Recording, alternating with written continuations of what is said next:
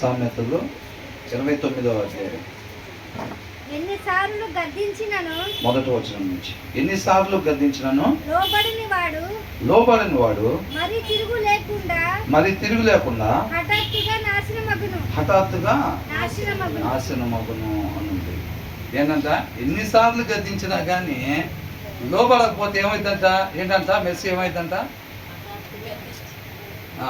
ఎన్నిసార్లు గద్దించినా కానీ, అవునా, అది దేవుడు హెచ్చరించటం కావచ్చు, అవునా, మందలించటం కావచ్చు, లేకపోతే గద్దించటం కావచ్చు. ఒక్కొక్కసారి గద్దించటం అంటే ఎలా ఉంటుంది?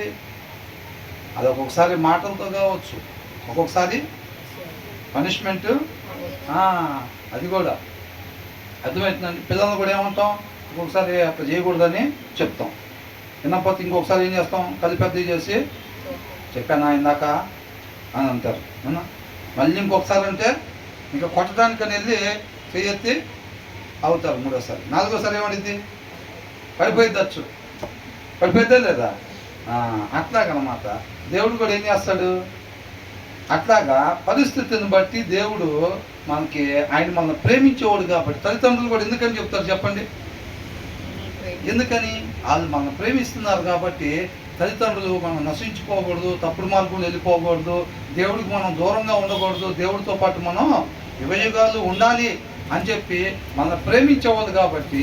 ఆ పరిస్థితుల్లో చిన్నపిల్లలు అర్థం చేసుకోకుండా ఉంటారు. ఇప్పుడు ఫోన్ చూస్తూ ఉన్నారు, గంట సేపు చూస్తున్నారు, గంటన్నర చూస్తున్నారు, 2 గంటలు చూస్తున్నారు. ఫోన్ తీసేయమని చెప్పండి. చెప్పింది తల్లి అయినా తండ్రి అయినా, అక్క అయినా అన్న అయినా ఏమనుకుంటారు చెప్పండి? ఇది లేకుండా ఉంటే బాగుంది, అవునా కదా?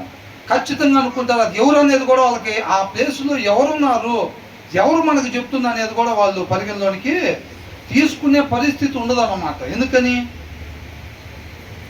వాళ్ళు ఏమేం కావాలనుకుంటున్నారో అవన్నీ కూడా అది ఏం చేస్తుంది? దానికి సంబంధించి మొత్తం అందించేస్తుంది అన్నమాట. కాబట్టి ఆ ప్లేస్లో తల్లి ఉన్నా, తండ్రి ఉన్నా, అన్నున్నా, అక్కున్నా, ఎవరైనా ఉండనివ్వను కాక, నిజంగా మనల్ని ఎవరైతే ప్రేమిస్తున్నారో వాళ్ళందరూ కూడా ఖచ్చితంగా గద్దించి మనం సరి చేసేదానికే ప్రయత్నం చేస్తారు, అవునా. షోయింగ్ చేసేవాళ్ళు ఏం చేయరు. నిజంగా ప్రేమించే వాళ్ళు, అరే వాళ్ళు అట్లా ఉండకూడదు, వాళ్ళు అలా ఉంటే వాళ్ళకి నష్టం కలిగిందని చెప్పి అది తీసేయమంటారు. గంటన్నర అది టైం గడిచే కొద్దీ 5 నిమిషాలు చూసుకున్న తర్వాత తీసేయమని చెప్పండి ఫోను. ఒక టైప్ ఆఫ్ రియాక్షన్ ఉంటుంది కొంతవరకు, అవునా. అది హీట్ చాలా తక్కువ ఉంటుంది, తీవ్రత చాలా తక్కువ ఉంటుంది పిల్లల్లో. ఒక హాఫ్ అన్ అవర్ అయిన తర్వాత మీరు చెప్పండి తీసేసేయమని చెప్పి అని పెడతారు మొహాలు. 1 గంట సేపు చూసుకున్న తర్వాత చెప్పండి తీసేయమంటే అసలు ఎంత కోపం వచ్చిందంటే వాళ్ళకి, అసలు డ్యూటీకి వెళ్ళకుండా ఏం చేస్తున్నావు డాడీ ఇంట్లో నువ్వు అన్నట్టుగా ఉంటుంది. మమ్మీ నువ్వు వంట చేసుకోకుండా అసలు నా దగ్గర ఏం అన్నట్టుగా ఉంటుంది. అక్కడ డాడీయా, మమ్మీయా, అన్నయ్య, అక్క, ఎవరన్నది ఏం లేదు. 1 గంట నాకు చూసిన తర్వాత, ఒక 2 గంటలు చూసిన తర్వాత ఫోన్, ఇంకా ఆ టైంలో ఫోన్ తీయమని చెప్పండి. పిల్లల పరిస్థితులు ఎలా ఉంటుంది? తీవ్రత ఎంత భయంకరంగా ఉంటుందంటే అసలు మీరు ఎందుకున్నారు, మీరు లేకుండా ఉంటే బాగుండేది అని అనిపించింది. ఆ స్టేజ్లో ఉంటారు వాళ్ళు 1 గంటన్నర తర్వాత ఫోన్ చూసిన తర్వాత. అర్థమవుతుందండి? కాబట్టి అట్లాంటి భయంకరమైన పరిస్థితుల్లోకి వెళ్ళిపోతారు. ఎన్నిసార్లు గద్దించినా ఏం చేయకపోతేనంట? లోబడని వాడు మరి తిరుగు లేకుండా హఠాత్తుగా నాశనం అయిపోతాడు. ఇక రెమెడీ లేదు, ఇక స్వస్థత పడటానికి లేదు. అర్థమవుతుందండి? చాలాసార్లు చెప్తూ ఉంటారు. ఇక వినకపోతుంటే ఏం చేస్తారు? పిల్లలకి దెబ్బ వేస్తారు, పనిష్మెంట్ ఇస్తారు అన్నమాట. ఇంకా అవునా కదా? ఫస్ట్ మామూలుగా చెప్తారు, గద్దిస్తారు, కాదంటే పనిష్మెంట్. దేవుడు కూడా ఏం చేస్తాడు? చెప్తా ఉంటాడు. మనం వింటున్నామా? సరే సరే, లేదు ఇంకా హృదయాన్ని కఠినపరుచుకొని అలాగే మెడలో ఉంచని వారిగా ఉన్నాం అనుకోండి, ఎంతకాలం ఆ రీతిగా మీ మెడలో ఉంచని వారిగా ఉంటారు అని అన్నారు. ఇక్కడ స్టిఫ్ నెక్డ్ అని వాడారు అనమాట, అవునా.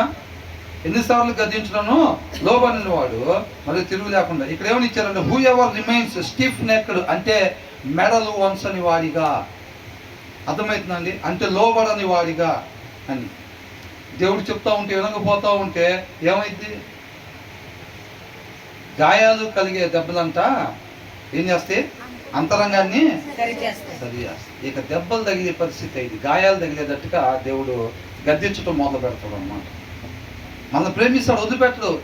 3 సార్లు చెప్పాను, 4 సార్లు చెప్తాను, ఇంకెవరు చెప్తారు? వదిలేసాయి. వాడు మా నాన్న ఆడిపోతాడు అట్ట అనుకుంటాడా? అట్ట అనుకోడు. అర్థమవుతుందండి? అందుకని గాయాలు తగిలేటట్టుగా దెబ్బలో మనకు తగులుతాయి అన్నమాట. పనిష్మెంట్ ఒక్కొక్కసారి అవయవాలు దెబ్బతినే పరిస్థితి ఉండదు తెలుసా? అంటే ఎందుకని అట్లా? జ్వరం వచ్చిందండి అబ్బాయికి, ఆపరేషన్ థియేటర్లో తీసుకురండి, మొత్తం కోసేసి ఆపరేషన్ చేయాలంటారా? ఏమంటారు? జ్వరానికి అయితే మామూలు ట్యాబ్లెట్ ఇస్తారు, ఇంజక్షన్ బాగా ఎక్కువ ఉందనుకోండి, 102 దాటింది అనుకోండి, ఇంజక్షన్ చేస్తారు. లేదా ఆపరేషన్ చేయాల్సిన పరిస్థితి అనుకోండి, ఏం చేస్తారు? ఇమీడియట్గా అడ్మిట్ చేయండి, రేపు మార్నింగ్ ఆపరేషన్ చేయాలంటారు. తీవ్రతను బట్టి అన్నమాట. అవునా? దేవుడు అంతగా మనల్ని శిక్షిస్తున్నాడు, అంతగా గద్దిస్తున్నాడు అని అంటే మనం ఏ స్టేజ్లో ఉన్నాం? దేవుడు నాకు ఎందుకు ఇలాంటిది ఏదో చేశాడు? ఊరికేనా ఇవి చెంప మీద ఒకటి కొట్టి వాడి కాళ్ళు చేయి తీసేస్తే ఎలా ఉంటుంది? అసలు ఇటు కుంటోడు కుంటే ఎట్లా ఉంటుంది అని దేవుడు అట్లా ఇష్టపడతాడా? ఇటు చూడండి, ఇక్కడే ఉన్నాం, ఇటు మాత్రమే చూడండి. అర్థమవుతుందండి? పాప అటు తిరగాలి, ఇటు తిరగాలి, అటు వెళ్ళాలి, అటు వెళ్ళాలి, పాప అట్లాగే ఉండాలి. మనం ఎలాగ ఉండాలి? మనం ఇటు చూసే వారంగానే ఉండాలి. అది కాబట్టి ఎన్నిసార్లు గద్దించినా కానీ, అంటే వైద్యం దేన్ని బట్టి ఉంటుంది? రోగాన్ని బట్టి ఉండిద్ది, అక్కడున్న పరిస్థితిని బట్టి వైద్యం ఉండిద్ది. దెబ్బ కూడా పిల్లలు కూడా చూసుకోకుండా పెన్సిల్ కింద పడేస్తే ఎమ్మట లాఠీ కోటింగ్ ఇస్తారా? చూసుకోవాలి కదమ్మా, అన్ని అట్లా పడేస్తే ఎట్లాగా? అది ఒకవేళ కాస్ట్లీ ఐటమ్ అయితే అని చెప్తాం. అలా కాకుండా లాఠీ తీసుకుంటారా అంటారా? దేవుడు కూడా ఇప్పుడు ఏదో చిన్న పొరపాటు, చిన్నది అట్లా అన్నంగానే ఎమ్మటిగా కట్ చేసి ఆపరేషన్ చేసేదాడు, కాలు చేసి తీసేస్తాడు దేవుడు కూడా. అంతటి పరిస్థితి మనకి ఏదో చేశాడంటే ఏంటంటే దానికి మన పరిస్థితి అట్లా ఉంది. జడ్స్ నేనంట చాలా తెలివిగా తలకాయ మాత్రం స్ట్రైట్ పెట్టి కళ్ళు మాత్రం కింద చూసుకుంటున్నాను. వాళ్ళ ఇద్దరి మధ్య రిఫ్లెక్షన్ అట్లా. అవునా? దేవుడు కూడా ఏం చేస్తాడు? అంతటి పరిస్థితి ఎందుకు మనకి ప్రవేశపెట్టాడు దేవుడు అని అంటే, ఎందుకని? మనం ఉన్న సిచ్యువేషన్ అట్లాంటిది. అర్థమవుతుందండి? అలాంటి ఆపరేషన్ చేస్తే తప్ప మనకు ఉండేది స్వస్థత జరగదు. లేకపోతే మనం అనుకోవచ్చు మనకి ఎట్లా ఉంటుంది, అది కూడా పెద్ద తప్పేనా? 2 సీరియల్ చూస్తే రోజు మొత్తంలో 2 సీరియల్, డైలీ సీరియల్ చూస్తా. ఏం చూస్తారంట? డైలీ సీరియల్ అంటే ఇక రోజు ఉండిద్ది. అది డైలీ సీరియల్ ఏదో ఒక 2 చూస్తాను. దానికి కూడా మనకి చిన్నగా లాగానే ఉంటాయి. మనం కూడా ఒక్కొక్కసారి ఏమనుకుంటాం, మందులు వేసి పంపిస్తారు అనుకుంటలే అనుకుంటాం. హాస్పిటల్కి వెళ్తాం, ఏమంటారు? అర్జెంట్గా అడ్మిట్ చేయండి, రేపు ఆపరేషన్.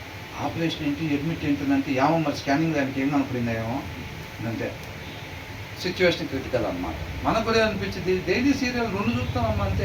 20 చూసింది పొద్దున వేసిన కాడి నుంచి, 20 కప్పులు టీ తాక్కుంటా 20 చూసింది. ఆమెతో పోల్చుకొని ఏమో పెద్ద తప్పేం కాదని చూసింది కదా. కాబట్టి ఆయన ఏం చేస్తాడు? పరిస్థితిని బట్టి వైద్యం అన్నమాట.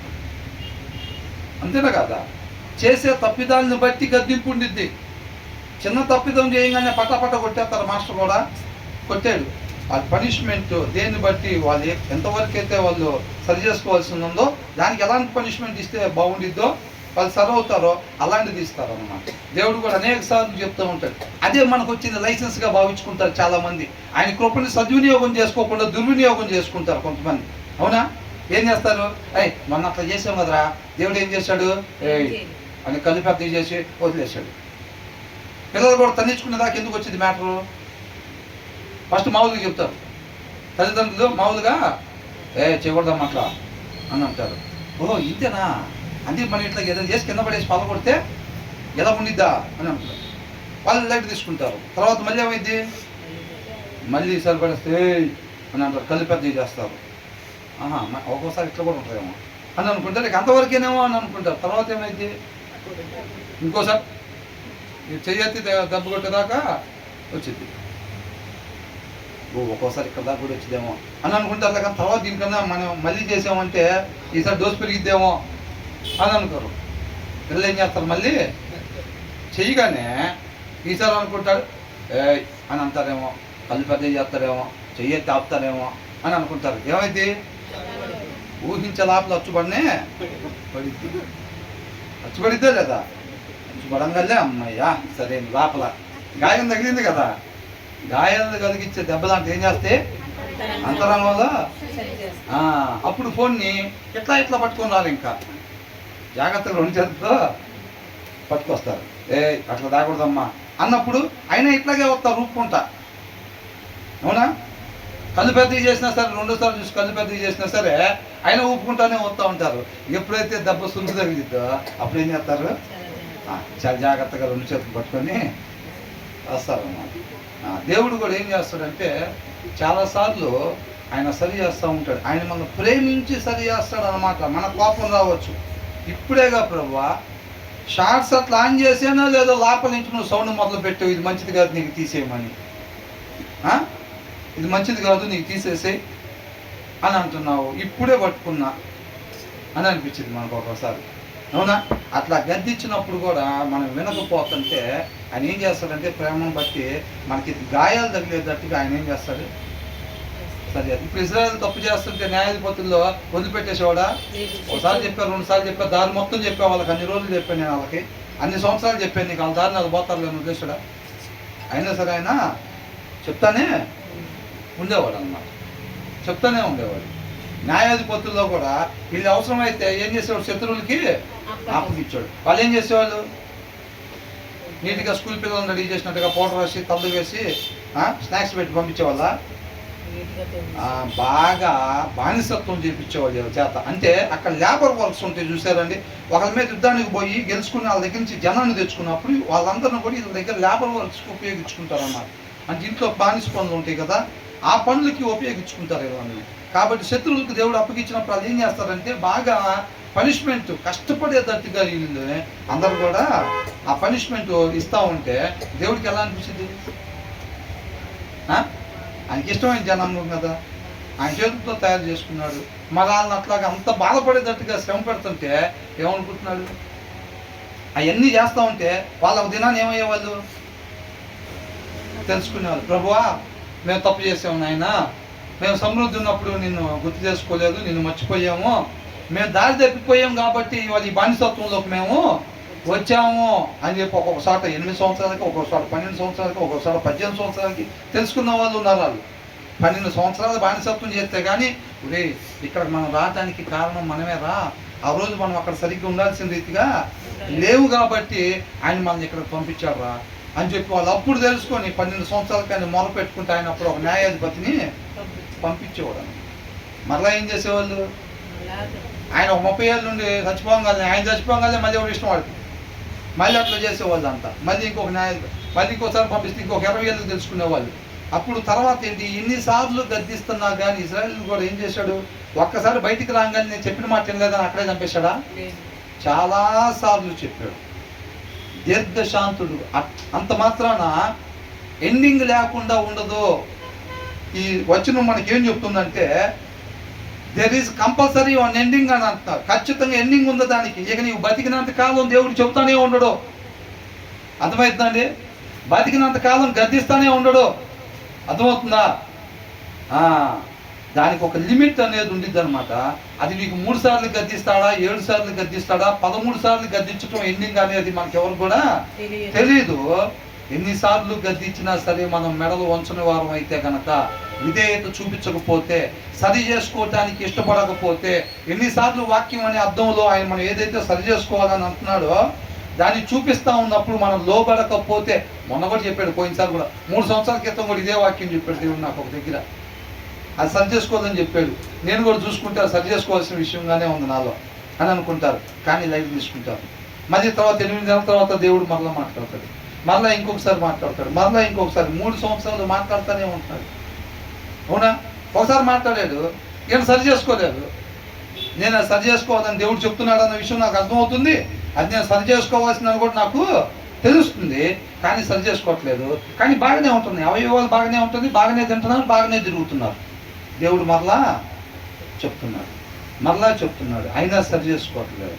అప్పుడు ఏమైందంట, whoever remains stiff necked after many rebukes will suddenly be destroyed without remedy అని అంటున్నాడు. అర్థమవుతుందండి? ఇక నువ్వు సరి చేసుకోవటానికి కూడా ఇక ఉండదు. సార్ కొద్దిగా తీసుకెళ్ళని చెప్పండి, ఇప్పుడు తాగొద్దు అంటాడు. బాబు నువ్వు తాగే ఉంటే లోపలంతా డ్యామేజ్ అయిపోతుంది, నువ్వు తాగితే మాత్రం కష్టం అని అంటావు. అమ్మా వాళ్ళ భార్యను కూడా పిలిచి మీ ఆయన మాత్రం లోపలంతా డ్యామేజ్ అయిందమ్మా, తాగితే మాత్రం కష్టం అంటావు. తీసుకుని వెళ్తాడు. ఆయన మళ్ళా తాగుతాడు, ఒక 2 రోజులు 3 రోజులు వారం రోజులు ఉండేది, మళ్ళీ తాగుతాడు, మళ్ళీ వస్తాడు. హాస్పిటల్కి వస్తే చెప్తారు అక్కడెక్కడ కనుక్కుంటామా దీనికి సంబంధించి ఆయన బాగా చూస్తాడు, ఆయనే బాగా చూసేది, ఆయన దగ్గరికి వెళ్తాడు. అమ్మా కొంచెం వచ్చే చెప్పాంగా అది అంటాడు. అయ్యా ఏదో ఇంకా అట్లా అయింది, ఆయన ఎందుకు బాబు కొద్దిగా ఏదో ఒక రకం చూడండి ప్రాధాయపడితే అలాగా ప్రాధాయపడితే ఏదో ఒక రకంగా మళ్ళీ క్రిటికల్ సిచ్యువేషన్కి వెళ్ళినా సరే మళ్ళీ బాగు చేసి పంపిస్తాడు. ఇక తర్వాత కూడా అయినా సరే ఫస్ట్ ఒకసారి వెళ్తే బాగు చేసి పంపించారు, మహా అయితే ఒక 80,000 ఫీజు అయింది. మళ్ళీ రెండోసారి కూడా వెళ్తే మళ్ళీ రెండోసారి కూడా బాగు చేశారు. అంటే ఈయన దాన్ని ఎట్లా తీసుకుంటున్నాడు, లైసెన్స్ అరే మహా అయితే 80,000 మ్యాటర్ అది ఏంటంట 80,000 మ్యాటర్, రెండోసారి పోతే 1,00,000 అయినాయి, మహా అయితే ఇంకొక 20,000 పెరిగిద్ది అంతేగా అని అనుకుంటాడు.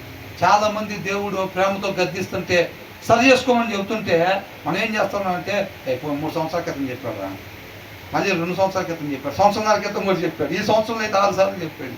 ఏమైంది తర్వాత ఏమైతే తెలుసండి, తర్వాత ఆయన అట్లాగే తవ్వుతాడు. ఇంకోసారి తీసుకెళ్తే ఏమంటారు, కష్టం అయ్యా 1,20,000 ఎక్స్ట్రా తీసుకొచ్చామయ్యా, నువ్వు 1,20,000 కాదు 2 కోట్ల రూపాయలు తీసుకెళ్ళినా సరే ఈ భూమి మీద మీ ఆయన ఎవరు ఇంకా బాగు చేయలేరు, చేయటానికి ఏమీ లేదు, అక్కడ చేయటానికి ఏమీ లేదు, మహా అయితే 3 రోజుల కన్నా ఎక్కువ లేదా. ఏమైంది పరిస్థితి, ఇక బాగు చేసుకోవటానికి లేదంట. మా నాన్న హాస్పిటల్కి తీసుకెళ్ళినప్పుడు మేము ఉండేది మంగళగిరి అయితే విజయవాడ తీసుకొచ్చాము, చూపించిన తర్వాత ఆ డాక్టర్ గారు ఒక వారం రోజులు ఉంచాడు, చూసిన తర్వాత ఆయన ఒకటే మాట అన్నారు, ఇంకా ఏంటండి పరిస్థితి ఏంటండి, కొద్దిగా అయినా సరే అవ్వట్లేదు అది అని అంటే, లేక ఏమండి ఇక్కడ కాదంటే ఇంకా హైదరాబాద్ తీసుకెళ్ళాలి, ఇక్కడ ఉన్న వాళ్ళు నేనే ఇంకా టాప్, ఇక్కడ కాదంటే మన స్టేట్ మొత్తం ఇక హైదరాబాద్ తీసుకెళ్ళాలి, హైదరాబాద్ తీసుకెళ్ళినా ఉపయోగం ఏం లేదమ్మా. అర్థమైందండి, మీరు ఇక్కడి నుంచి బయటికి తీసుకెళ్తే హైదరాబాద్ తీసుకెళ్ళాలి, లేదు ఇంక వేరే దగ్గరికి వెళ్ళినా ఇక దీనికన్నా చిన్నవి అవన్నీ, హైదరాబాద్ తీసుకెళ్ళాలి, మీరు హైదరాబాద్ తీసుకెళ్ళినా ఇంక ఉపయోగం లేదన్నారు. ఇంకా చిన్నగా ఇంటికి తీసుకెళ్ళాం.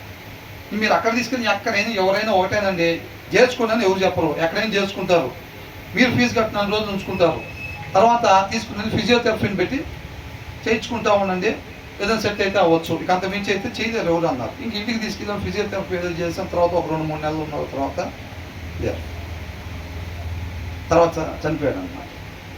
అర్థమవుతుందండి. ఇప్పుడు ఇక్కడ ఏమంటున్నాడు, ఎన్నిసార్లు చెబుతున్నా సరి చేసుకోకపోతే తర్వాత ఏమైందంట, will suddenly be broken beyond healing. ఇక నీకు స్వస్థత అనేది లేదు, ఇక నువ్వు సరి చేసుకోవటానికి లేదు. ధనవంతుడు లాజరు, ధనవంతుడు ఏమంటున్నాడు, అబ్రహమా ఏంటంట, ఒక్కసారి నన్ను కిందకు పంపిస్తే అన్నాను, ఇక లేదు పంపించడానికి, నిన్ను ఎన్నోసార్లు గద్దించుంటాడు అక్కడ ఉన్నప్పుడు, అవునా, ఎన్నోసార్లు గద్దించుంటాడు, ఒక్క నీటి చుక్క లేదు, అవకాశం లేదు, అయిపోయింది టైం. అది చెప్తున్నాడు అన్నమాట. ఆయన కృపామయుడు, ఆయన దీర్ఘశాంతుడు, కరెక్టే కాదంటలా, కాకపోతే ఖచ్చితంగా ఒక టైం లిమిట్ అనేది ఉంది. ఆయన ఎవరో 15 సార్లు ఇచ్చారు అవకాశం, నీకు కూడా 15 సార్లు ఉంటుందేమో అని చెప్పి 15 సార్లు హాస్పిటల్ దాకా ఉండదు. ఒక్కొక్కళ్ళు 6 సార్లు హాస్పిటల్కి పోయి హీలింగ్ అయి బయటకు వస్తారు, ఒక్కొక్కళ్ళు రెండోసారి పోయి అటు నుంచి అటు వెళ్ళిపోతారు. అర్థమైందండి. ఆ ఎండింగ్ అనేది ఎన్నోసార్లు మనకి తెలియనప్పుడు మనం చేయాల్సిన పని ఏంటంటే దాని జోలి మనం పోకుండానే ఉండాలి, నువ్వు మరలా దాన్ని చేయకుండానే ఉండాలి. ఆయన ప్రేమను బట్టి మనం ఏదైతే సరి చేసుకోవాలో అది మనకు చెప్తున్నాడు. మన దృష్టిలో అది చిన్న విషయం అనిపించవచ్చు, అర్థమవుతుందండి, అవసరం లేకుండా ఆయన చెప్పడు. ఆయన చెప్తున్నాడు అంటే ఖచ్చితంగా అది మనం సరి చేసుకోవాల్సిందే, అది మన తండ్రి దగ్గరికి వెళ్ళటానికి అడ్డం పడేదే, కాబట్టి దాన్ని సరి చేసుకోమని చెప్తున్నాడు. అర్థమవుతుందండి. కాబట్టి ఏమంటున్నాడు, he who is often reproved yet stiffens his neck. ఎన్నిసార్లు చెప్పినా సరే మెడ వంచకపోతే, సరి చేసుకోవటానికి నువ్వు ఇష్టపడకపోతే కనుక విల్ సడన్లీ బీ బ్రోకెన్, ఇక లేదు బ్రోకెన్ బియాండ్ హీలింగ్. నువ్వు అమెరికా తీసుకెళ్ళి, ఆస్ట్రేలియా తీసుకెళ్ళి, ఇంకా లేదు, ఇంకా నువ్వు స్వస్థత పడటానికి లేదు. ఒక్కొక్కసారి చెప్తూ ఉంటారు దేవుడు, ఆ గాయాలు తగిలిస్తూ ఉంటాడు, ఆయన అట్టగాలి ఇట్టగాలి. సరే అంతకు ముందు తాగడం, మళ్ళీ హాస్పిటల్ దగ్గరికి వెళ్ళి మంచం మీద, అయ్యా అంతకుముందు 5 సార్లు చెప్తే పంపించాడని చెప్పి మళ్ళీ సిటీకి మళ్ళీ అయ్యా అని అంటాడు. ఈసారి సిటీ చూడటానికి ఉండకపోవచ్చు. అవునా? అది కాబట్టి మనం ఏమంటున్నాడు, ఏదైతే ఆయన కృపను బట్టి మనం ప్రేమించి మనం సరి చేసుకోవాల్సింది చూపిస్తున్నాడో, ఇమ్మీడియట్గా మనకు రెండో ఛాన్స్ ఉందో లేదో తెలుసా మనకి. నన్ను 3 సార్లు గద్దిస్తాడు ఆ విషయంలో దేవుడు అని ఎవరైనా చెప్తారా? ఏమీ లేదు. 2 సార్లు గద్దిస్తాడని చెప్తారా? అది మనకు తెలుసా? ఎన్నిసార్లు గద్దిస్తాడు ఆయన? తెలియదు. కాబట్టి ఏం చేయాలి? ఆయన మనకి సరి చేసుకోవాల్సింది చూపించటమే గొప్ప భాగ్యంగా ఎంచుకొని, ఏదైతే సరి చేసుకోమని చూపిస్తున్నాడో దాన్ని ఇమ్మీడియట్గా సరి చేసుకోవాలన్న ఉద్దేశంతో వాక్యం అనే అర్థం దగ్గరికి మనం రావాలి. అర్థమవుతుందండి? ఆ ఇంటెన్షన్, ఆ ఆశ, అర్థం మన ముందు ఎప్పుడు పెడతారో గొప్ప ధన్యంగా అది ఎంచుకోవాలన్నమాట. అది పెట్టినప్పుడు సరి చేసుకోవాల్సిన ఆయన ఏదైతే చూపిస్తాడో దాన్ని మనం సరి చేసుకునే వాళ్ళంగా అంతరంగంలో నిజంగా దావీదు తప్పు చేసిన తర్వాత నిజమైన పశ్చాత్తాపం ఎట్లయితే నేను ఎప్పుడు కూడా నా జీవితంలో ఆ స్థితిలోకి నేను వెళ్ళకూడదు అని చెప్పి నిజమైన పశ్చాత్తాపం అంతరంగంలో పొందుకున్నాడు కాబట్టి దేవుడు దాన్ని పరిగణలోకి తీసుకున్నాడు. నటిస్తే ఇక్కడ నటిస్తే పరిగణలోకి తీసుకుంటాడా? తీసుకోడు. అర్థమవుతుందండి? కాబట్టి మీరు పేరెంట్స్ కూడా చెప్తారా? ప్రతిసారి ఇదే సిస్టమ్ ఉంటుందా? ఒకసారి డాడీ మామూలు చెప్తాడు, రెండోసారి కళ్ళు పెద్దవి చేస్తాడు, మూడోసారి చెయ్యి ఎత్తి ఆపుతాడు, 4వసారే దెబ్బ కొడతాడు. ఒక్కొక్కసారి ఏమైంది? ఫస్ట్ అనే పడిపోయింది. సూర్య బాల్యం బాగా గట్టిగానే గుర్తున్నట్టుంది. ఏంటంట ఒక్కోసారి ఏమైంది? డాడీ నీ సంగతి నాకు తెలుసు, ఇది ఫస్ట్ స్టెప్, ఇది సెకండ్ స్టెప్ అనడానికి ఉండదు. పరిస్థితిని బట్టి ఏమైందండి, ఒక్కోసారి 4th స్టెప్ ఫస్ట్ స్టెప్గా మారిపోయింది. అట్లాంటివి ఉంటాయి అన్నమాట. కాబట్టి మనం ఆయన కృపను బట్టి మనం చెప్పినప్పుడే మనం సరి చేసుకునే వారంగా ఉండాలి అని అంటున్నారు అన్నమాట. అర్థమవుతుందండి? తర్వాత ఇక సరి చేసుకోవటానికి ఉండదండి, ఇంకొక అవకాశం ఉండదు. అర్థమవుతుందండి? కొంతమందికి ఏం లేదమ్మా, ఇంకా కష్టం, ఇంకా అవకాశం లేదమ్మా అన్నప్పుడు, ప్రభువా నేను అది సరి చేసుకుంటా, ఇది సరి చేసుకుంటా, చాలాసార్లు చెప్పావు నాకు, నువ్వు చెప్పినది నాకు గుర్తుని, మొత్తం వదిలిపెట్టేస్తా ప్రభువా ఇప్పుడు నువ్వు అని అన్నా సరే ఉపయోగమేమీ ఉండదమ్మా. కాబట్టి మనం ముందే సరి చేసుకునే వారంగా ఉండాలి. అయితే దేవుడి మీద ఒక్కొక్కసారి చెప్పేటప్పుడు మనకు అంతే అనిపిస్తూ ఉంటుంది. ఏమనిపించింది? ఇందాక అనుకుందాం కదా, ఒక 5 నిమిషాలు అప్పుడే ఫోన్ తీసుకొని చూస్తున్నారు అనుకో, ఫోన్ ఎక్కడ పెట్టండి, వద్దు గూగుల్ ఫోన్ ఏంటి అని అన్నప్పుడు పెద్ద ఆ తీవ్రతకి గురి కాకుండానే పిల్లలు పక్కన పెడతారు. పావుగంట చూసిన తర్వాత మొహం ఎట్టు పెడతారు, అప్పుడు పక్కన పెడతారు. ఒక 30 గంట అయిన తర్వాత ఏమనుకుంటారు? నువ్వేం చేస్తున్నావు డాడీ అసలు ఈ టైంలో ఇంట్లో, రోజు ఉండవుగా అని అనుకుంటాడు. ఇంకో గంటన్నర అయిందనుకో, ఏమనుకుంటారు? మీరు ఎక్కడ మీరు లేకుండా ఉంటే బాగుండేది అసలు అని అనిపిస్తుంది. అది తల్లి అయినా తండ్రి అయినా ఎవరైనా సరే. దేవుడు కూడా మనకు చెప్తుంటే ఏమనిపించింది ఒక్కోసారి, ఏం ప్రభా పొద్దున్న లెగితే అదా మార్చుకోమంటావు, ఇది సరి చేసుకోమంటే ఇది సరి ఇది అక్కడ అని అనిపిస్తూ ఉండదు ఒక్కోసారి. అవునా? అంటే మనం ఏ స్టేజ్లో ఉన్నాం? పిల్లలు ఎంతగా దాంట్లోకి ఎడిక్ట్ అయిపోయినప్పుడు ఆ ఫీలింగ్స్ వస్తున్నాయి వాళ్ళకి. చెప్పేది తల్లి తండ్రి అనేది కూడా కనపడకుండా మీరు లేకుండా ఉంటే బాగుండేది అసలు అనే స్టేజ్లోకి వెళ్ళిపోయారు వాళ్ళు. అంత ఎడిక్ట్ అయిపోయారు దానికి. మనకు కూడా దేవుడి మీద అట్లా అనిపిస్తుందంటే మనం ఏ స్టేజ్లో ఉన్నాం? అవునా? కోడలు అయితే అత్తగారి గురించి చెప్పే మెసేజ్ చెబుతున్నారు అనుకోండి, ఏమైతే ఏది ప్రభా పొద్దున్న లేకపోతే నువ్వు ఇయ్యనా చెప్పేది మాకు. అత్తగారు కోడల గురించి చెప్తున్నారు అనుకోండి, అవునా? ఒకవేళ భర్తకు కూడా అత్తగారి గురించి చెప్తున్నారు అనుకోండి, ఆ మెసేజ్లో ఏంది ప్రభు యూత్ మీటింగ్కి వెళ్తే అది చెప్తావు, ఇక్కడికి వచ్చి ఇది చెప్తావు, ఏం ప్రభు అసలు ఇది రావదవుతా చర్చికి నేను అసలు రమ్మంటా వద్దా ప్రభు చెప్పేసే నువ్వు ఏదో ఒకటి. అవునా? అట్లా ఉంటాయి అన్నమాట. కాబట్టి మనం సరి చేసుకునే వాళ్ళంగా ఉండాలన్నమాట కరెక్షన్ చేసుకోవటానికి. తర్వాత ఏమంటున్నారు? నీతిమంతులు ఆ, ప్రబలినప్పుడు ఉమ్, ప్రజలు సంతోషింతురు. ఆ, దుష్టుడు ఏలునప్పుడు ఆ. ప్రజలు నిట్టూర్పులు విడుతురు. ఆ, ఎప్పుడైతే నీతిమంతులు నాయకులుగా ఉంటారో, వర్ధిల్లుతారో, నీతిమంతులు ఉండేటప్పుడు ఇటమ్మా, నీతిమంతులు ఉన్నప్పుడు ఏం చేస్తారు? నీతిమంతులు వాక్యాన్ని అనుసరించే వాళ్ళు, వాక్యాన్ని అనుసరించే వాళ్ళు, ఒక మంచి మాదిరిని కనపరిచే వాళ్ళు, ఉండాల్సిన రీతిని వాళ్ళు ఉంటా ఆ రీతిని తర్వాత వారికి ప్రమోట్ చేసే వాళ్ళుగా ఉంటారన్నమాట, కనపరిచే వాళ్ళుగా ఉంటారు. అవునా? అలా ఉండేటప్పుడు నీతిమంతులు ఎక్కువ మంది ఉంటే ఏమైందంట? ఒక నీతిమంతుడైన నాయకుడు ఉన్నాడు అనుకోండి, ఆయన ఏం చేస్తాడు? దావీదు ఉన్నాడు. దావీదు ఏం చేసేవాడు? నా రాజ్యంలో అసలు ఎవరు కూడా అవినీతికి చెందిన వాళ్ళు లేకుండా వాళ్ళకి కౌన్సిలింగ్స్ ఇవ్వటం కానివ్వండి, అనేక మందికి నీతులు ఉండేటట్టుగా, నీతిమంతులు ఉండేటట్టుగా. ఆయన సలహాదారులు కూడా ఎవరంట? వాక్యాన్ని అనుసరించే వాళ్ళు ఎవరైతే ఉన్నారో వారిని మాత్రం ఆయన సలహాదారుడుగా పెట్టుకునేవాళ్ళు అనమాట. ఈయనకు నచ్చినవి చెప్తారని కాదు. అవునా? కొంతమంది రాజులు ఉంటారు, కవుల్ని పక్కన పెట్టుకుంటారు. ఆ కవుల పని ఏంటి? రాజును పొగడతమే. ఇంకా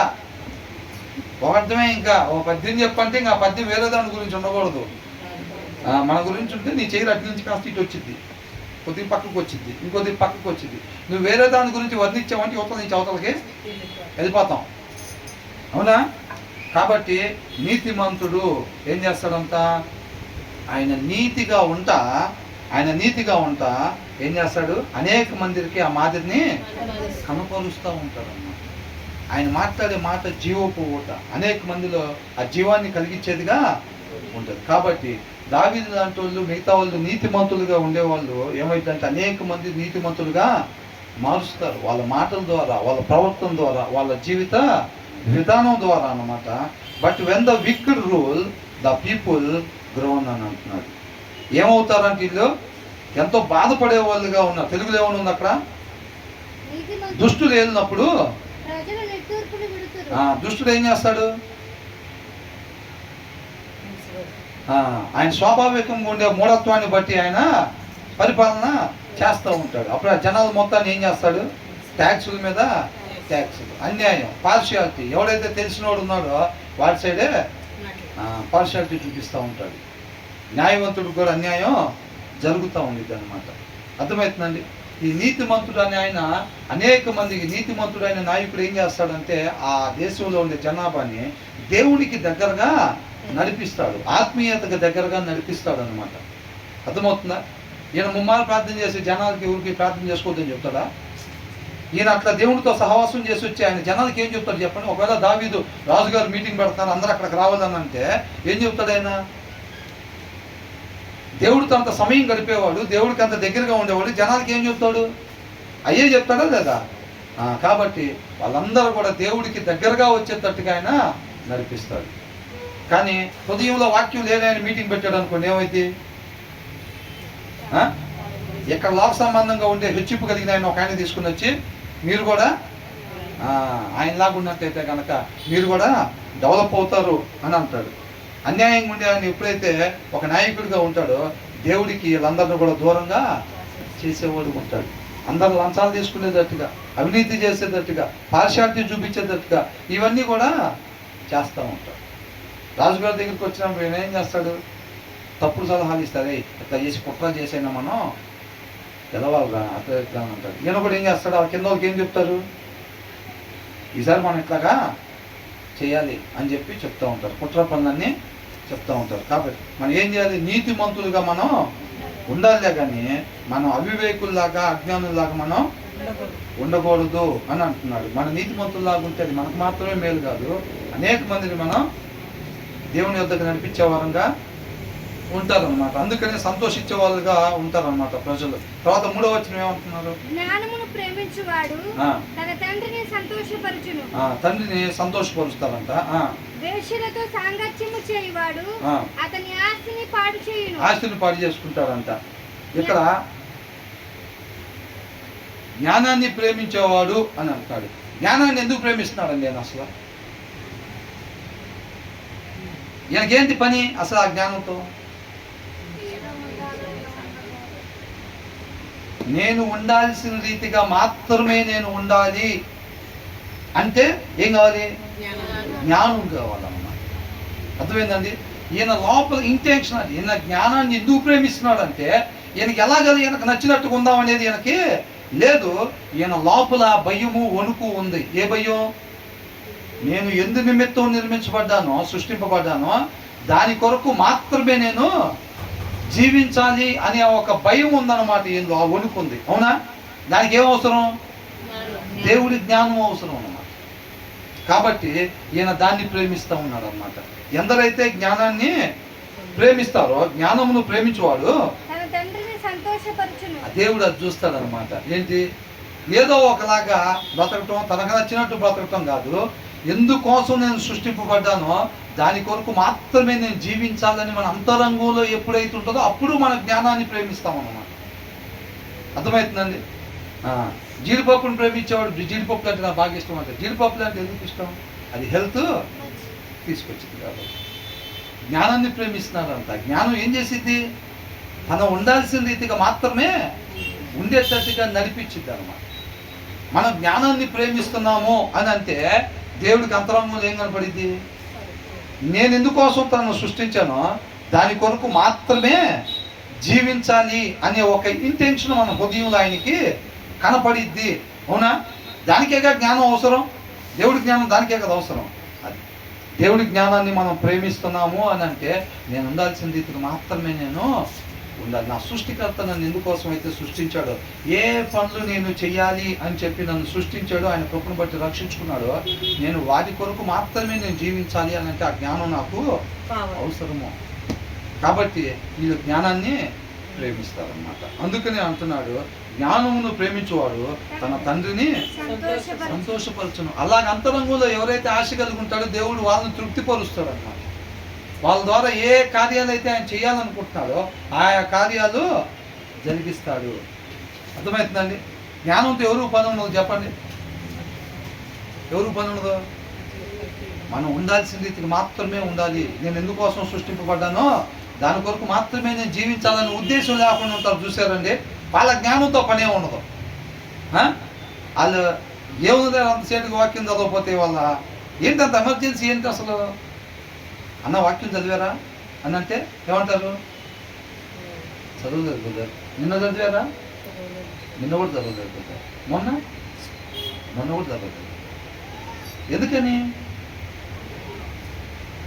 ఇష్టం లేదా అదంటే? ప్రేమ లేదా అదంటే అనంటే? ఏంటన్నా ప్రాణం ఇస్తా దానికోసం. దేనికోసం? వాక్యం కోసం ప్రాణం ఇస్తాన్నా. మరి 3 రోజులకి ఎందుకు చదవాలా సారు? పెదాల మీద నుంచి ప్రాణం ఇస్తాడు. అంతరంగంలో చోటే లేదు దానికి. అవునా? అంతరంగంలో చోటు లేదు. పార్కులో కూర్చొని అప్పుడే నీ కోసం ప్రాణమైన పెడతానంటూ ఉంటాడు. పోలీసు విజిలేసుకొని రాగానే 2 కిలోమీటర్ల దూరం ఉంటాడు అమ్మాయికి. ఏం పెడతాడంట? దాని ముందు అప్పుడే ఏం చెబుతున్నాడు? విజిలేయక ముందు నీ కోసం ఎవరైనా నీకేమైనా కావాలంటే తెచ్చిస్తారేమో కానీ నీ కోసం ప్రాణమైన పెడతా అని చెబుతున్నాడు. అప్పుడే విజిల్ ఏడురా పక్కన అంటే విజిల్ సౌండ్ తిరిగి పోలీసులు అనుకుంటా అని తిరిగేలా అప్పుడే ఉన్నాడు. అప్పటికే ఉన్నాడు అక్కడ. పార్కు దాటి వెళ్ళిపోయి ఉంటాడు అప్పటికే. అవునా? అంటే ఎందుకు చదవట్లేదు వాక్యం అని అంటే దాని మీద ప్రేమ లేదు. దాని మీద ప్రేమ లేదు. దాంతో నీకు అవసరం లేదు. నీ ఉద్దేశం ఏంటంటే దాంతో నాకు పనేమీ లేదు. అది లేకపోయినా నేను అంటే లోపల ఉన్న ఇంటెన్షన్ ఏంటంటే జడ్సన్ వాళ్ళకి నచ్చినట్టుగా తన ఇష్టానుసారంగా నడవాలి అనే ఉద్దేశంతో ఉన్నాడు. హృదయంలో వాక్యం లేదు. స్వాభావికంగా ఉండే మూఢత్వ ప్రకారం నడవటానికి దేవుడి జ్ఞానంతో పనేమీ లేదు. కాబట్టి దాని ప్రకారంగా నడుచుకునేవాడు. కాబట్టి ఇవాళ చదవడు వాక్యం, ఆ సిస్టర్ రేపు చదవరు, నిన్న చదువుండరు, మొన్న కూడా చదవండి. ఆ భయం లేదు, ఆ వణుకు లేదు. మనం జీవించినంత కాలం ఆ భయము వణుకు కలిగి జీవించాలని వాక్యం చెప్తుంది. అవునా కదా? ఆ భయము వణుకు ఉంటే నువ్వు బైబిల్ తీయకుండా ఉండలేవు. నేను బైబిల్ తీయకుండా ఉండలేను. మోకాలు వేయకుండా ఉండలేము. ఎప్పుడు వేయకుండా ఉంటామంటే ఆ భయం లేకపోతే, ఆ వణుకు లేదు. ఆ భయము వణుకు లేకపోతే ఏమన్నా క్రిస్టియన్స్గా చదవాలని పెద్దవాళ్ళు కూడా చెప్తూ ఉంటారు, మా అమ్మలు కూడా చెప్తూ ఉంటారు అప్పుడప్పుడు. కాబట్టి చదువుదాం, చదవకుండా ఉండొద్దు. వారానికి 1-2 సార్లు చదువుదాం అని అనుకుంటారు. ఆ భయం వణుకు లేదన్నమాట. అర్థమవుతుందండి. అప్పుడు ఇక్కడ చూడండి, జ్ఞానమును ప్రేమించువాడు,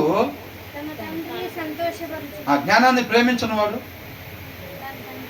అంటే వాక్యం చదవను, రోజు బైబిల్ తీసి ఆ దుప్పి నీటి వాగుల కొరకు ఆశపడినట్టుగా వాక్య సారాంశం కొరకు ఆశపడని వాడు తండ్రి, ఆయన పట్ల తండ్రి ఏమవుతాడు? దుఃఖపడతాడు, బాధపడతాడు. నీకు బాగానే జరుగుతూ ఉంటుంది, దమ్ బిర్యానీ తెచ్చుకోండి. అవునా? కృప తప్పుకుంటే కోట్లే. ఏందంట? కృప తప్పుకుంటే కోట్లే, నీతి తప్పితే లోకం మందే. అర్థమవుతుందండి. నిత్య జీవం మాత్రం మనకు రాదు, లోకం మందే. లోకంలో ఏముంటుంది? ఆవిడ మోసం చేసే లోపలే మనం మోసం చేయాలని లోక జ్ఞానం. అవునా? అది నీతి తప్పితే ఏం లేదు. 4 లీటర్ల కల్తీ కలిపామంటే డబ్బులు రావా? బ్రహ్మాండంగా వచ్చే డబ్బులు. ఏం పోయిద్ది? నిత్య జీవం పోయిద్ది అంతే. నీతి తప్పేమా లేదా? కల్తీ కలపచ్చా? కలపకూడదు. మరి అట్లా చేసాము, డబ్బులు బ్రహ్మాండంగా వస్తాయి. నీతి తప్పామంటే లోకంలో తిరుగులేదు మనకి. కానీ ఏం లేదు, ఇంకా నిత్య జీవం లేదు. అర్థమవుతుందండి. కాబట్టి మన లోపల ఏముందనేది మనకు దాన్ని బట్టి అర్థమైపోతూ ఉంటుంది. ఎంతసేపు మనం ఆ వాక్య సారాంశం కొరకు నా హృదయం కోరుకుంటుంది, ఎంతగా దప్పికొని ఉంది, ఎంత ఆకలికొని ఉందో దాన్ని బట్టే మన హృదయం లోపల ఎట్లా ఉందో మనకు అర్థమైపోతూ ఉంటుంది. అర్థమవుతుందండి. మనం ఎప్పుడెప్పుడు చదువుతున్నాం, ఎంతసేపు చదువుతున్నాం, దేనికోసం తపన పడుతున్నాం, ఫోన్ కోసం ఎంత తపన పడుతున్నాం? తపనేంటి బ్రదర్? షివరింగ్.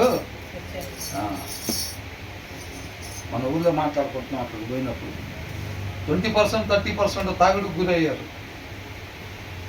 అవునా? 80% ఫోన్కి ఎడిక్ట్ అయ్యారు, పేరెంట్స్తో సహా.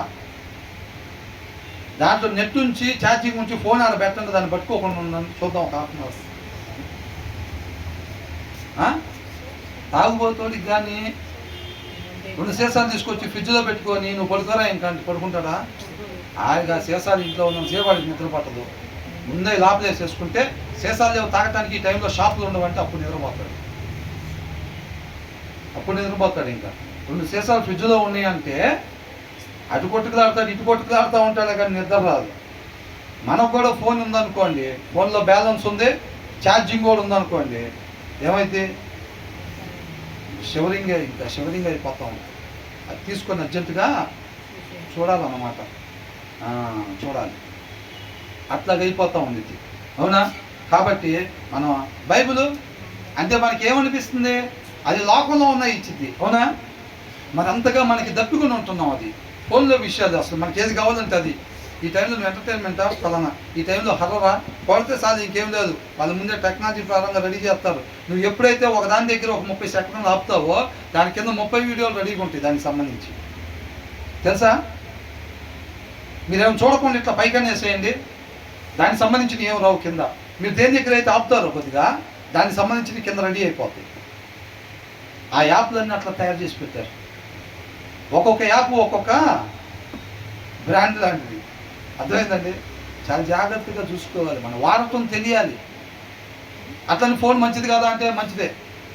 అర్థమైందండి. చాకు మంచిది కదా, చాకు మంచిదే, కానీ దాన్ని వాడటం తెలియాలి. మంట మంచిది కదా, మంట మంచిదే, చీకటికున్న దగ్గర కాంతిని ఇచ్చిద్ది, ఇల్లు కూడా తగలబెట్టింది. అవునా కదా? మనుషులు కూడా తగలబెట్టింది, ఇల్లు కూడా తగలబెట్టింది. కానీ దాన్ని జాగ్రత్తగా వాడటం తెలిస్తే మనం చక్కగా వంట చేసి పెట్టిద్దా లేదా? పొయ్యిలోకి చక్కగా మంట వరకే దాన్ని వాడటం తెలియాలి. మరి పొయ్యిలో మంట పెట్టుకోవాలి. ఇప్పుడు గ్యాస్లో నుంచి ఏమొచ్చింది? గ్యాస్లో నుంచి మంటే వచ్చేది. దాన్ని వాడటం తెలియాలి మనకి. అవునా? అది నేర్చుకోవాలి మనం బాగా. ఫోన్ని ఉపయోగించటం నేర్చుకోవాలి, మనకి మేలుకరంగా దాన్ని ఉపయోగించటం నేర్చుకోవాలి. అర్థమవుతుందండి. దాన్ని వాడటం తెలియకపోతే పేరెంట్స్ అయినా పిల్లలైనా ఎవరైనా అయిపోయినట్టే. కాబట్టి ఏంటంట, జ్ఞానమును ప్రేమించేవాడు తన తండ్రిని సంతోషపరచు. దేవుడు అంతరంగమే చూస్తాడని, పైన యాక్టింగ్ ఏమి చూడ్డు. రంగుల ప్రపంచంలో జీవించి వచ్చి వారం అంతా ఆదివారం తెలసొక్క వేసుకొస్తే పడిపోతాడా దేవుడు? మాస్టర్ గారు పడిపోవచ్చేమో, కానీ దేవుడు మాత్రం పడిపోదు. కాబట్టి మనం చూసుకోవాలి. మన జ్ఞానాన్ని ప్రేమించకపోతే దేవుడిని బాధ పెట్టేవాళ్ళంగా, మన సృష్టికర్తను బాధ పెట్టేవాళ్ళంగా మనం ఉంటాము. వేశ్యలతో సాంగత్యం చేయవాడు అతని ఆస్తిని పాడు చేయను. వేశ్యలతో సాంగత్యం చేసేవాడు. ఇక్కడ కూడా డబ్బులు పాడవుతాయి. అట్ ద సేమ్ టైం వేశ్యతో సాంగత్యం చేయటం అంటే లోకంతో సాంగత్యం చేయటము. ఇక్కడ జ్ఞానాన్ని ప్రేమించేవాడు, ఇంకొక ఆయన లోకాన్ని ప్రేమించేవాడు. వేశ్యలతో సాంగత్యం అంటే లోకాన్ని ప్రేమించేవాడు అన్నమాట. లోకాన్ని ప్రేమించేవాడు ఏం చేస్తాడు? సౌలు ఏం చేశాడు? దీర్ఘకాలం నేను రాజుకుండాలిరా, నా తర్వాత నువ్వు ఉండాలి, నీ తర్వాత నీ పిల్లలు ఉండాలిరా అని అట్లాగా అనుకున్నాడు అన్నమాట. అర్థమవుతుందండి? ఆయన ఏం చేశాడంటే ఆయన ద్వారా జరగాల్సిన క్రియలు ఆస్తి అన్నమాట అది. అవునా? ఏ సత్క్రియలు అయితే చెయ్యాలని దేవుడు ఆయన కృపను బట్టి మనం రక్షించుకున్నాడో ఆ కార్యాలు మనం చేయటానికి లోబడకపోతే నష్టపోయేది మనమే. ఆ కార్యాలు దేవుడు వేరే వాళ్ళ ద్వారా జరిగించుకుంటాడు. మోషే అవిధేయత చూపించాడు ఒక దగ్గర. వీళ్ళు కణంలోకి వెళ్ళకుండా ఆగిపోయారా? వెళ్ళారా లేదా? ఆయన కార్యం జరిగిపోయింది. నష్టపోయింది ఎవరు అక్కడ? మోషేనే నష్టపోయింది. సౌలుని ఏ ఉద్దేశంతో ఎన్నుకున్నాడు? ఫస్ట్ సదాకాలం ఇజ్రాయెల్ మీద నువ్వు రాజుగా ఉండాలన్న ఉద్దేశంతో దేవుడు ఎన్నుకున్నాడు. దావీదు చేసిన కార్యాలన్నీ కూడా సౌలు చేత జరిగించాలని దేవుడు ఇష్టపడ్డాడు. అవునా? ఈయన ఏం చేశాడు? ఈయన ఇష్టాన్ని నెరవేర్చుకుంటున్నాడు. ఈయన ఇష్టాన్ని నెరవేర్చుకుంటున్నప్పుడు ఆయన ఏవైతే కార్యాలు జరిగించినప్పుడు అవన్నీ ఆయన బుక్లో రాస్తారు కదా. రేపు అదే కదా నిత్య జీవంలో ఆయనకి ఇచ్చేది కిరీటంగా. అవునా? ఈయన ఎప్పుడైతే ఆ ఆస్తి అంతా అదే ఆస్తి అనమాట. ఆస్తి సౌలు ఏం చేశాడు? పోగొట్టుకున్నాడా లేదా? మోషే కూడా ఆ భాగ్యం పోగొట్టుకున్నాడా లేదా? అక్కడ పోగొట్టుకున్నాడు. ఇక్కడ కూడా లోకాన్ని ప్రేమించే వాళ్ళంట ఏమైందంట? వేశ్యలతో సాంగత్యం చేయటం అంటే లోకాన్ని ప్రేమించటం. ఈ ఫస్ట్ ఆయన జ్ఞానాన్ని ప్రేమిస్తే మన సృష్టికర్తని సంతోషపెట్టే వాళ్ళంగా ఉంటాం. అంటే ఏ ఉద్దేశం కొరకైతే ఆయన మనం నియమించాడో ఆ ఉద్దేశం కొరకు ఆ సత్క్రియలు మనం చేసి ఆయన నామాన్ని క్రీస్తు వలె మహింపరిచే వారంగా ఉంటాము. రేపు ఆయనతో పాటు యుగాలు ఉంటాం. ఈ రెండు ఆయన ఏం చేస్తున్నాడు? జ్ఞానాన్ని ప్రేమించకుండా లోకాన్ని ప్రేమిస్తున్నాడు. వాక్యం చదవకుండా, ప్రార్థన చేయకుండా, కమ్మగా రోజు ఆఫీస్కి వెళ్ళి వచ్చి డబ్బులు పోగేసుకుని అకౌంట్లో డబ్బులు చూసుకుంటున్నాడు. ఈ రెండు ఆయన ఏం చేస్తున్నాడు? లోకాన్ని ప్రేమిస్తున్నాడు. లోకాన్ని ప్రేమించేటప్పుడు ఆయన ఎందుకోసం మనం సృష్టించుకున్నాడో ఆ కార్యాలు చేస్తామా? చేయలేం. అసలు మనం ఇష్టమే పట్టలేదు కదా. బైబిల్ తీయట్లేదు, ప్రార్థన చేయట్లేదు. ఆ కార్యాలు చేయటానికి ఆయన మన ఎందుకోసం సృష్టించాడో దాని కొరకు మనం జీవించడానికి మనకి ఇష్టం పడట్లేదు అన్నమాట. ఇష్టపడినప్పుడు ఏమైంది? ఆ కార్యాలు జరుగుతాయా? జరగవు. ఆస్తి అంతా ఏమైపోయింది? ఆస్తి అంతా ఏమైపోయిందంట? లోకంతో సాంగత్యం చేయవాడు అతని ఆస్తిని పాడు చేసుకుంటాడు. అర్థమవుతుందండి? ఈ లోకంలో సంపాదించుకుంటారు. లోకంతో స్నేహం చేసేవాళ్ళు, ఇప్పుడు ప్యాకెట్ ఆడేవాళ్ళు కొంతమంది డబ్బులు సంపాదించుకుంటారా లేదా? సంపాదించుకుంటారు. కొంతమంది అవినీతి చేసేవాళ్ళు, కల్తీలు చేసేవాళ్ళు వ్యాపారాల్లో డబ్బులు సంపాదించుకోరా? కోట్లు కల్తీలు చేసి. కొంతమంది మీకు మెయిల్ చేస్తాం, మీ పిల్లలకి 4 రెట్లు ఇస్తాం, 6 రెట్లు ఇస్తాం అని చెప్పి డబ్బులు డిపాజిట్ చేసుకొని ఒక్కసారికి మొత్తం లేపేసి వెళ్ళిపోతారా లేదా? డబ్బులు వస్తాయా రావా? డబ్బులు వస్తున్నాయి వాళ్ళకి. కొన్ని కోట్ల రూపాయలు ఎత్తేసారా లేదా? ఎత్తేసినప్పుడు వాళ్ళ దగ్గర డబ్బులు ఉంటాయా? ఉండవా? ఉంటాయి. అర్థమవుతుందండి? ఎక్కడ ఆస్తి సమకూరిద్ది, మరి ఏ ఆస్తి పోయిద్ది? ఆత్మీయ ఆస్తి పోయిద్ది. వాక్యం ఎప్పుడు కూడా ఆత్మీయత గురించే మాట్లాడతాం. కాబట్టి ఆయన నీతిని, ఆయన రాజ్యాన్ని మనం వెతికినట్లయితే ఏమైందంట? వాటితో పాటు మనకి ఏం కావాలో వాటిని కూడా దేవుడు ఇస్తాను అని అంటున్నాడు అన్నమాట. కాబట్టి మొదటి వచనంలో ఏం చూసాం? ఎన్నిసార్లు గద్దించినను లోబడని వాడు. ఇక నీకు సరి చేసుకోవటానికి అవకాశం లేకుండా నీ దినము ముగించబడిద్ది. ఇక ఆ దినాన్ని నువ్వు ఎప్పటిలాగా చెప్తే చెప్పొచ్చు, ప్రభు ఇంకొక అవకాశం ఇవ్వండి ఆయన, నేను సరి చేసుకుంటానన్నా. ఇక అవకాశం లేకపోవచ్చు. ఇక అర్థమవుతుందండి. ఆ దినం అనేది ఒకటి ఉండిద్ది అని అంటున్నాడు. కాబట్టి మన పరిస్థితి బాగున్నప్పుడే సరి చేసుకునే వాళ్ళంగా ఉండాలి. పక్కన వాళ్ళతో పోల్చుకునే వాళ్ళకి 5 సార్లు చెప్పాడు కదా, నాకు కూడా చెప్తాడేమో అని అనుకుంటే అట్లేమీ ఉండదు. 2వ వచనంలో ఏంటంట, మన నీతిమంతులుగా ఉండాలి కానీ దుష్టుల్లాగా మనం ఉండకూడదు. నీతిమంతుల్లాగా ఉంటే మనం అనేక మందిని దేవునికి దగ్గరగా తీసుకొచ్చే వాళ్ళంగా ఉంటాము. అదే మనం దుష్టుడిగా ఉన్నట్టయితే మనం ఆల్రెడీ రేపు తప్పుడు మార్గంలో, దుష్టుడు అంటే మనం ఆల్రెడీ దారి తొలగిపోయి ఉంటాము, ఆ మార్గాన్ని అనేక మందికి ప్రమోట్ చేసే వాళ్ళంగా ఉంటాం, అనేక మందిని దారి తప్పించే వాళ్ళంగా ఉంటాం. కాబట్టి మనం నీతిమంతులుగా ఉండాలి కానీ దుష్టుల్లాగా ఉండకూడదు అని అంటున్నాడు. 3వ వచనంలో ఏం చూసాం, జ్ఞానాన్ని అంతరంగంలో ప్రేమించే వారంగా ఉండాలి. నిజంగా అట్లా ప్రేమిస్తే కనుక దానికి సంబంధించిన సింటమ్స్ ఏంటంటే, మనం చక్కగా శ్రద్ధ కలిగి వాక్యాన్ని చదువుతూ ఉంటాం. ఆ సారాంశం కొరకు నిజంగా ఆ జ్ఞానాన్ని మనం ప్రేమిస్తే ఈ సింటమ్స్ మనలో కనపడుతూ ఉంటాయి. వాడు ఎడిక్ట్ అయ్యాడని ఎట్లా తెలిసిద్దండి? మందుకు ఎడిక్ట్ అయిపోయాడని ఎట్లా అంటాం? ప్రతిరోజు తూలుకుంటా మొత్తం ఎడిక్ట్ అయిపోయాడు. ఫోన్కి ఎడిక్ట్ అయిపోయాడు రా వీడని ఎప్పుడు అంటాం? వాడు అసలు ఫోనే పట్టుకోపోతుంటే అంటామా? వాడు పొద్దుగూరుగా ఇప్పుడు తినేటప్పుడంతా ఫోన్ చూసి మళ్ళీ చేయగడుక్కొని వచ్చి మళ్ళీ ఫోన్ టేబుల్ కాడ ఫోన్, అది ఫోన్ కనపడిందంటే దాన్ని పట్టుకోకుండా ఉండలేకపోతున్నాడు అనుకోండి, ఏమవుతుంది? ఎడిక్ట్ అయ్యాడు అన్న. అవునా కదా? మరి మనం కూడా జ్ఞానాన్ని ప్రేమిస్తున్నాం అనేది మనకు ఎట్లా తెలిసింది? మనం శ్రద్ధ కలిగి వాక్యం దగ్గర కూర్చొని ఆ గంటల తరబడి ఆ వాక్యాన్ని చదువుతూ ఉంటాం. ఆ ఇది కనపడిద్ది అన్నమాట. ప్రార్థన మోకాలు చేసి ప్రార్థన చేస్తూ ఉంటాం. ఆ సింటమ్స్ కనపడుతూ ఉంటాయి మనలో. అర్థమవుతుందండి?